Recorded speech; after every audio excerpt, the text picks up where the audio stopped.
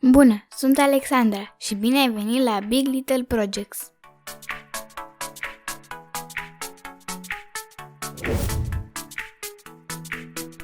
Astăzi îți voi arăta cum îți poți construi 2 elefanți minunați.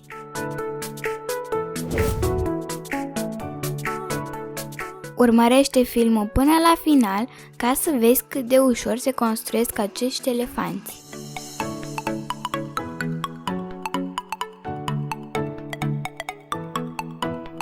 Ai nevoie de ochișori.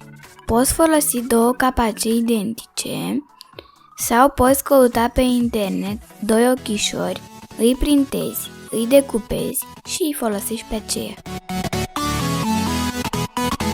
Mai ai nevoie de un elastic,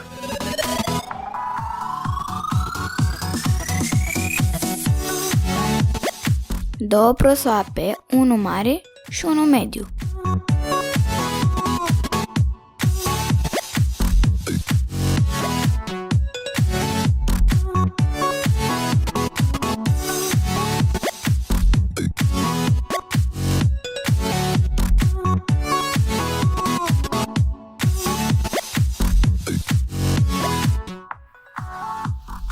Vom folosi prosopul mare pentru a construi corpul și picioarele elefanților.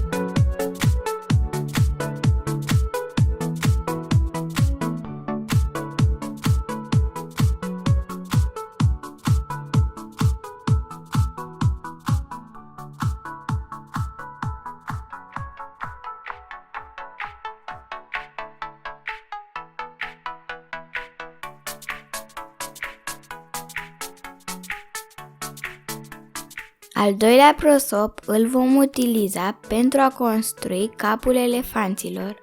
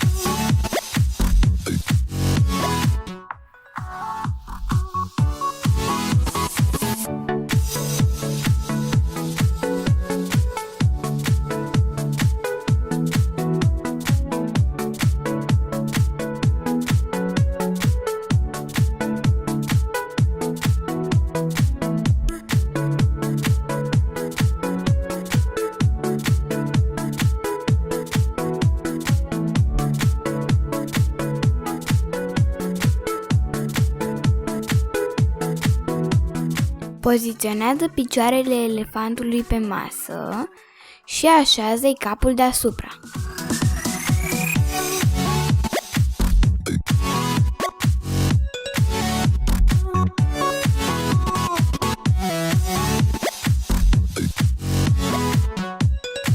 La final, adaugă ochișorii pentru a finaliza acești minunați elefanți.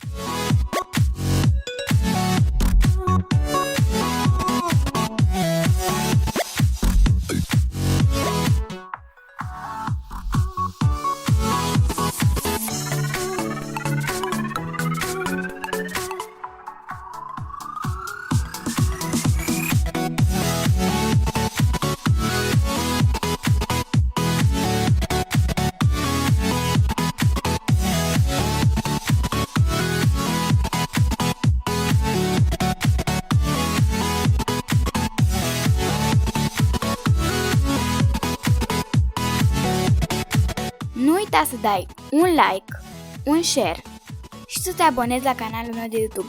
Apasă și pe clopoțel dacă vrei să primești notificări de fiecare dată când postăm un nou videoclip.